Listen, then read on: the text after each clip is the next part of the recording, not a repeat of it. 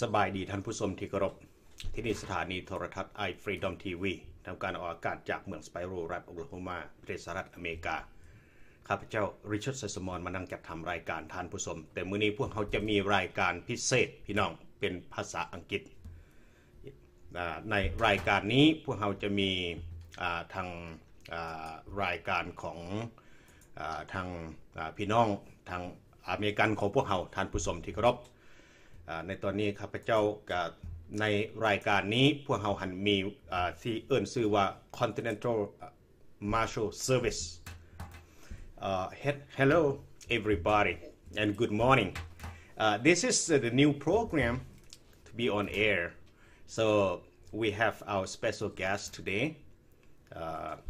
Chief Tresa Haywood this program is going to talk about Continental Marshal Services and so right now so Tresa is with us right now. Hello, how you doing? I'm doing very well, Dr. Richard. How are you doing? Oh, I'm fine. Thank you. Very fine. And this is the second program to be live on air. So you are the second program. So welcome to iFreedomTV. Thank you. Thank you. It's a pleasure to be here.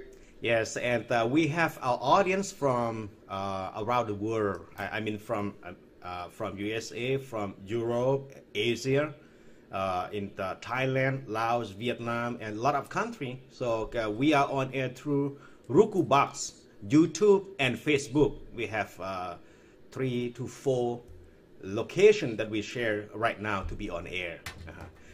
So, okay. First of all, so can you tell me a little bit about your title, your point of view, what is you're doing right now for your project? Yes, sir. As you had mentioned, I'm the senior chief for the Continental Marshal Service for the Republic. Yes. We are a humanitarian private contract association group. Yes. We stand up for we the people and the people across the world, actually, on their human rights and their civil rights, which is a very important thing.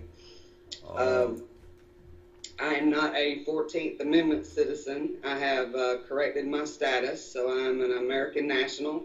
I'm also Native American, so I take pride in that.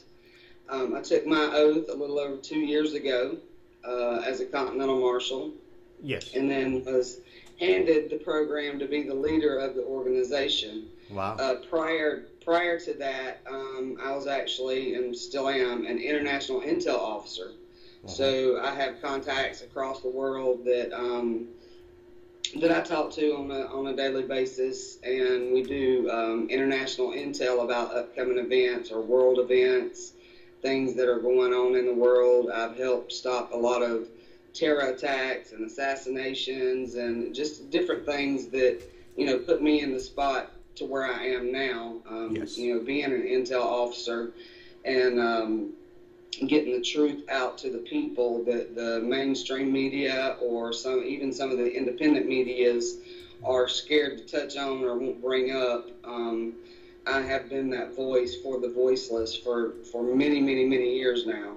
So when I was approached about being the leader of the Continental Marshal Service for the Republic, of course I said yes. I'm very interested in that.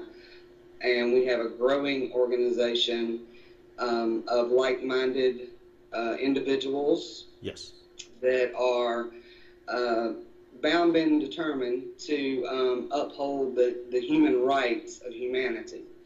A lot of government officials and politicians and, the constitutional parties are on board because they see a problem with our society as a whole, as a humankind, not just here in America, but across the world globally. Yes. So we actually just stood up and said, hey, if nobody else is going to do it, so we might as well stand up and do it. That's great. I'm glad to hear that, because the further that we learn that not only in America but in Arab, or maybe in Asia, or maybe in South Africa, and we heard that the lot of human rights problems, yes, especially from the country that the dictator, I mean, ruling the country, and very tough for those countries like North Korea, yeah. So we know exactly. Now, what do you think about the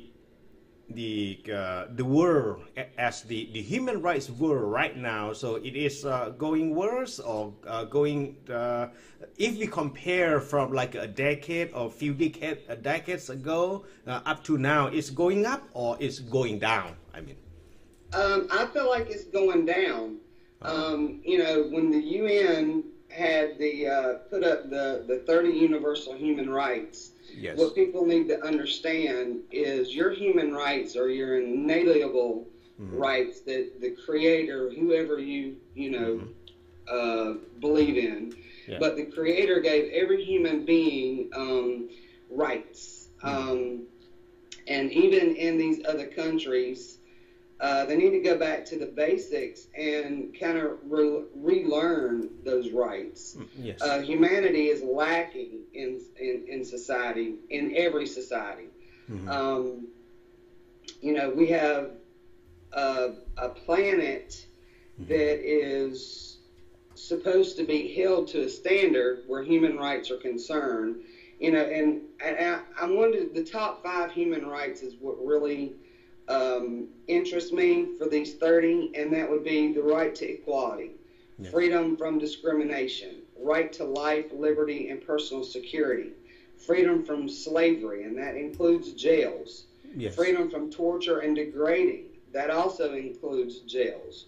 You know, through Article 25, you've got everyone has the right to a standard of living adequate for the health and well-being of himself or herself and her family, including food, clothing, housing, medical care, and social services. And what our country and every other country is lacking is the enforcement of those human rights. yes, You know, everybody has these basic human rights that are inalienable and fundamental rights that every human is inherited and entitled to just because they're a human being. yes, And the constitutions, if you look at, and there's many, if you look at the organic constitution that was brought up in the first, second, and first part of the Third Continental Congress, and you had that stopped at the 13th Amendment, then you had the Constitution for the United States of America, the Constitution of yes, the United States of America when the government was federalized and at the end of the Third Continental Congress.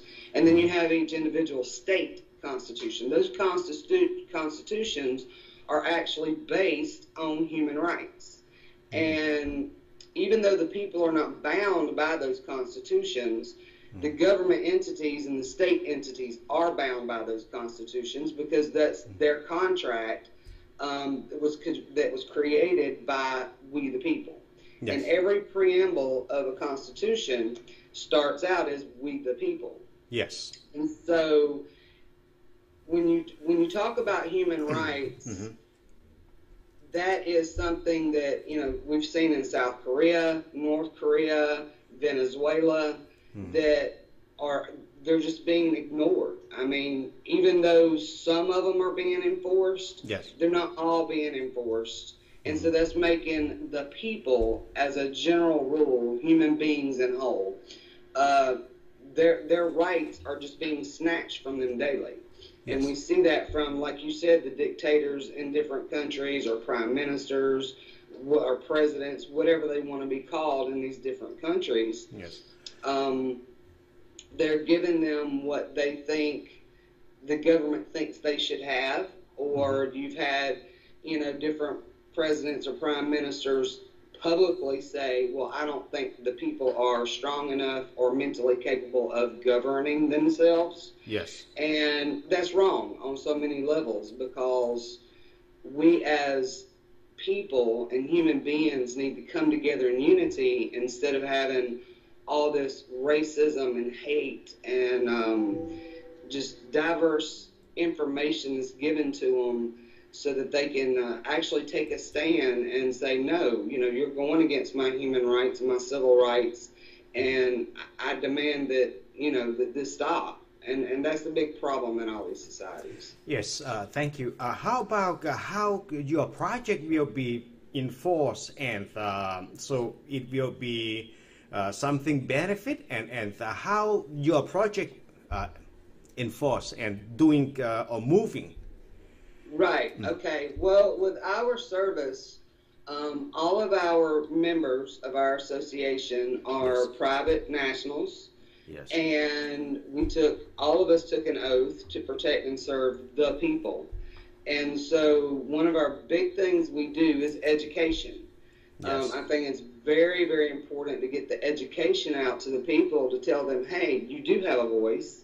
Yes. And like you saw in South Korea, when a whole village gets together with a big, huge voice, it makes a difference.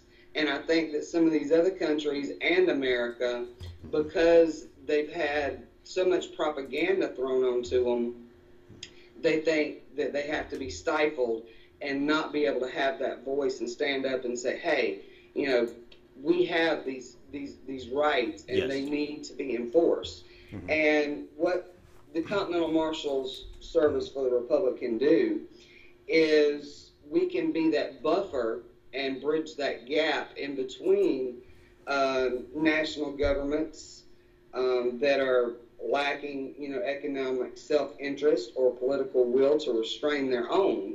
Yes. Because if you think about it, a police officer cannot arrest another police officer, or, governors per the Constitution have certain things they have to go through if there's corruption in any sector of public office. Yes. They have to go through a lot of red tape to say, to take that person out of office.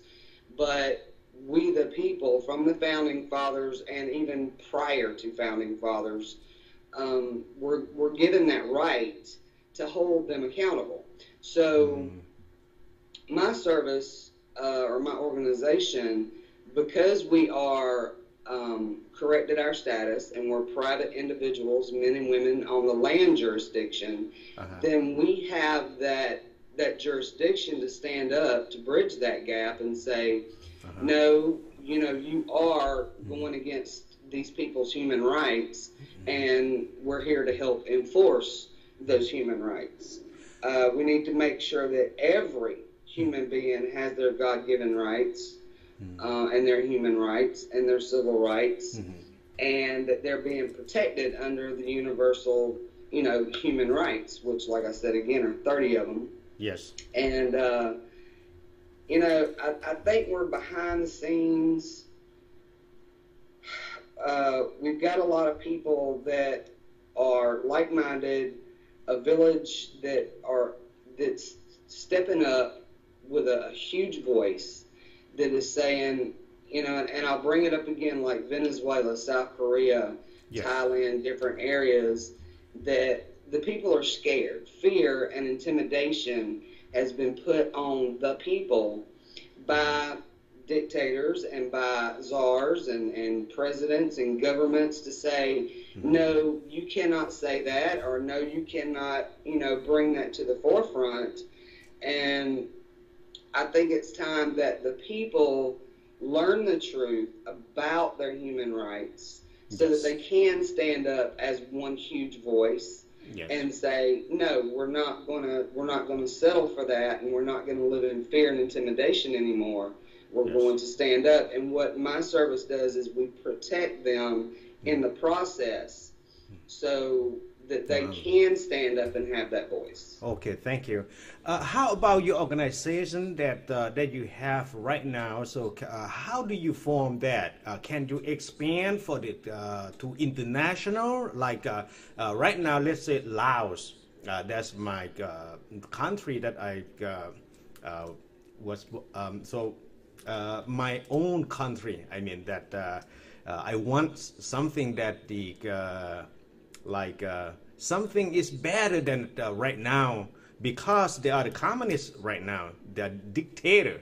So if we can, if we can expand the project or move movement in that area, so you think for international will be accept your project or something, please? Yes, I do actually, because we are not a federalized organization, and we don't work for the federal government. We don't work for, state government, and we are individual men and women on the land. Yes. And we do stand up for the people's rights, and we protect and serve those people. And because of our oaths, we have foreign jurisdiction, international jurisdiction under the Federal Postal District.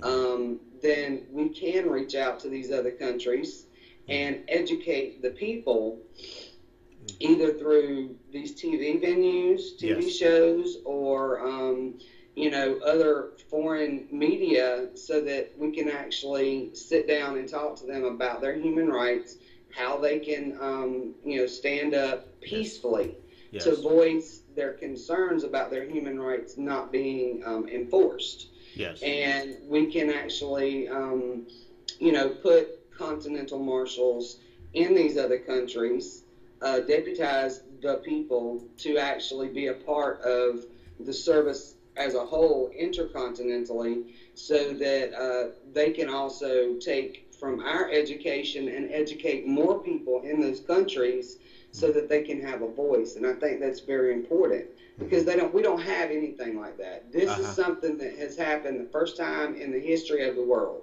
Yes. Did they have revolutionary marshals back when George Washington was, in the Third Continental Congress? Yes, they did, until it was federalized, and then those seats laid vacant. So what I've done with this organization is taken those vacant seats back, so that we can make an impact on the world globally, not just here in America. Because, like you said, there's in Laos and a lot of places that have communism and communist dictators, what they're having to do, and we see this in Syria too, yes. is what they're having to do is have rebel militants that come up and have to be non-peaceful and have to overtake their governments.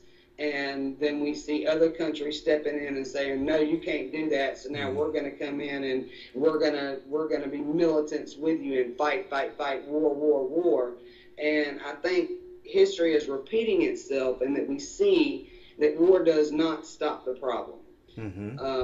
War does not. It takes a peaceful demonstration of a lot of like-minded people to come together in a peaceful way to say, no, that's not how we want to live. We don't want to lose our children and our loved ones and die because y'all are not understanding our situations here in these countries. Yes.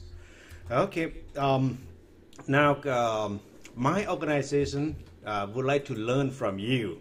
So I hope yes. that next program or next week or the week follow, and so I want Laotian new generation from America over here to learn from you. How can we active for the human rights inside and outside of Laos to be active? So we will learn from you, and this is a great project that we supposed to be on air and supposed to let the people know.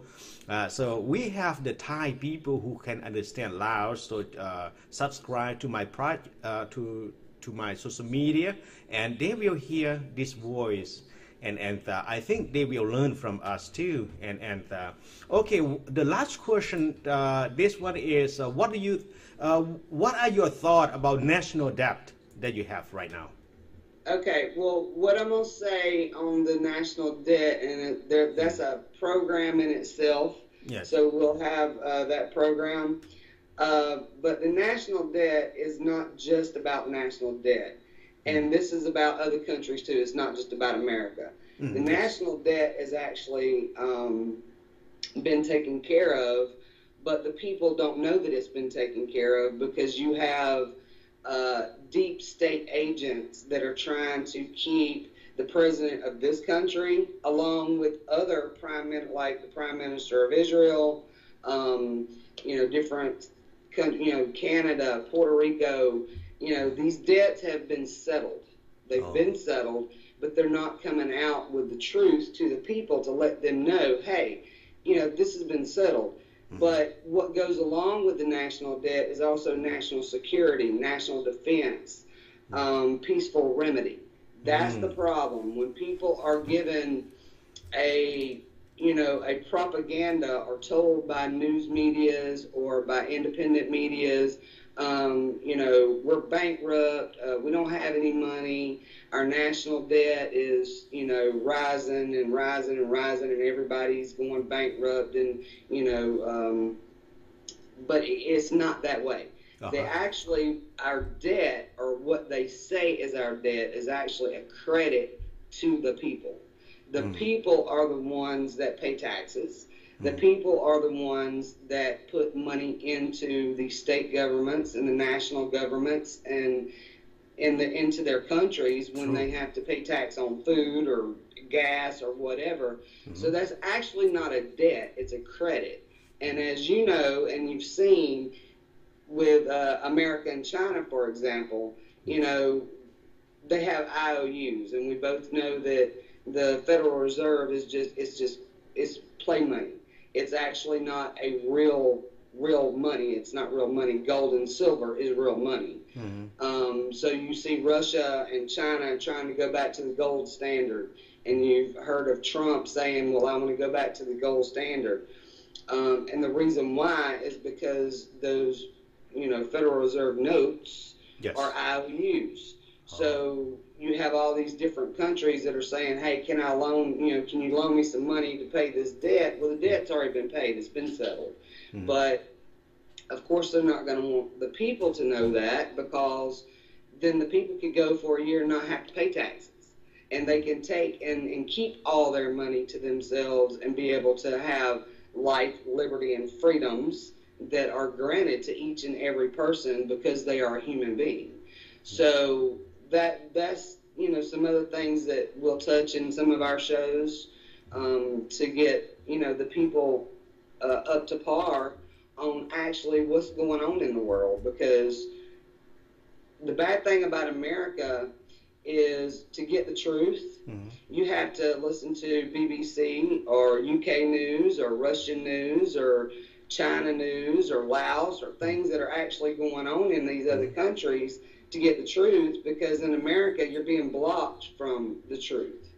And so you have a lot of your people, like in Laos and Thailand and Venezuela, that are deprived and not getting clean water, not getting enough food. Their children are being starved and dying on the streets. And this is a big problem, because I think everybody needs to be woke up to what's going on in these other countries, including America. I think everybody needs to start taking care of each other and be our brother's keepers and care enough and have empathy and sympathy for our fellow man and woman across the world, and not just here. Thank you. Will you have time, like every Saturday around 11? And so we want you to be on air to teach the Laotian new generation in America or around the world to learn about the civil rights, about the human rights, and the other rights that follow together. So will you have time, extra time for us, or what? Oh, yes, sir. I will make the time, because this is a passion that was put into my heart by the Creator. Like I said, I'm Native American, so I don't, I know everybody thinks differently, but there is only one Creator.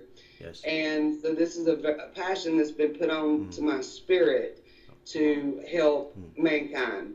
So, yes, sir. Anytime that you need me on, I will be glad to be on, so that we can help the people learn their human rights or civil rights and learn how to do so peacefully, so that we don't have all this uprising. We don't have to talk about war. We don't have to talk about another civil war, and we don't have to be combative. Yes. Okay. Thank you for your time, and thank you for information and your project that on air, so which we can learn from your experience, and we will see each other next week, next Saturday. Okay, have a good day. Thank you. You too. Okay, taking care.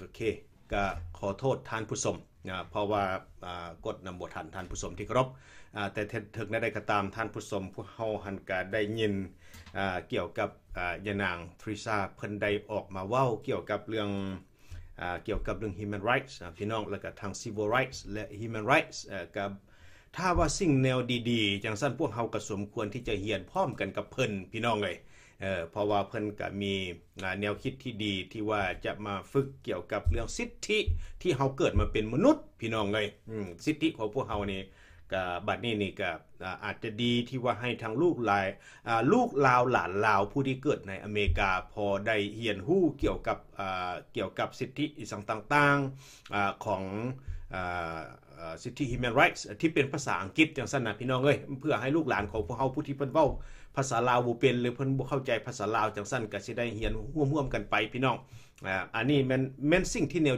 ดีๆพี่น้องเอ้ยหมายความว่าก็อยากให้ลูกหลานของพวกเฮาหั่นแหละได้เรียนรู้เอาไว้เรียนเอาไว้บ่เสียพี่น้องนี่ล่ะเป็นสิ่งสำคัญพวกเพิ่นก็เป็น organization ที่ได้ลงทะเบียนถูกต้องตามกฎหมายในแผ่นดินสหรัฐอเมริกาและก็เพิ่นเองก็เป็น organization ที่ active หรือเคลื่อนไหวในอเมริกาเกี่ยวกับเรื่องว่าตั้งแต่ละสถานที่หรือว่าตั้งแต่ละกรณีในแผ่นดินอเมริกาเพิ่นก็ได้มาอธิบายเกี่ยวกับเรื่องว่าสิทธิของพวกเฮาสมควรจะได้แล้วก็บ่ให้มันขาดตกบกพร่องความหมายที่เพิ่นเว้านั่นน่ะท่านผู้ชมที่เคารพอันใดก็ตามท่านผู้ชมมื้อนี้นี่หมายความว่าข้าพเจ้าก็ได้จบออกรายการไว้เท่านี้ซะก่อนเด้อพี่น้องเด้อเพราะว่าทางข้าพเจ้าก็จะได้เดินทางไปช่วยเลยไปถ่ายทำที่อื่นก่อนมื้อนี้ไปช่วยทางวัดทางวาซะก่อนพี่น้องเอาไว้สำนี้ซะก่อนพบกันใหม่ในวันเสาร์หน้าเสาร์นี้ข้าพเจ้าและทีมงานขอกล่าวคำว่าโชคดี